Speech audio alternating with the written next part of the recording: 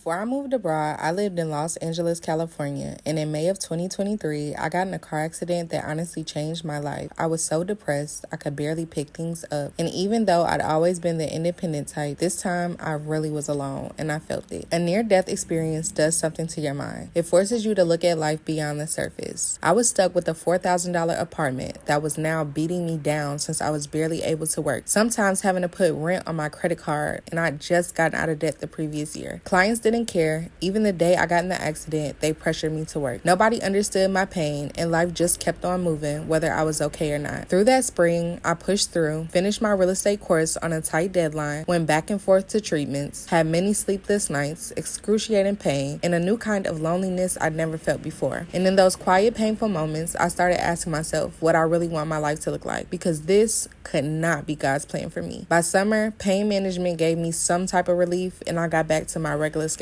Work and play. Work as a celebrity makeup artist, bouncing between sets, traveling to clients, hustling. Play as in outside concerts, parties, drinking, rinse and repeat. I won't lie, I was having fun. Rockstar lifestyle might won't make it, or whatever Gucci said. Right back to the fast life. But deep down, I knew it was my last summer outside. At the end of summer, I got baptized for the first time. And leading up to it, I even did my first 3-day water fast. And while everything didn't change instantly, honestly, I was outside 2 days later. That moment still planted a seed. The real shift hit me when I flew home to Chicago the next week. The second I got off the plane, something in my spirit broke. I cried my eyes out. I didn't want to be there. I saw my family, saw my friends, and left just as quickly as I came. The old me was no more, and I wanted nothing to do with her. Back in LA, I landed, and the same day I got invited to a Black TikTok event. I showed up, and I remember telling the 2 women that I met I felt like I was having an out-of-body experience. Like God was moving through me that day, and I wasn't in control. Mentally, I was so exhausted. Physically, I just kept going. From that point, my routines changed, my content changed, my goals changed. Even when I went out, I didn't feel the same anymore. No more minister of enjoyment. I felt like, why am I even here? Why is it the same thing, different day? And then less than a month later, I had the dream that would put the battery in my back to finally move abroad. And we'll get into that dream in episode 3.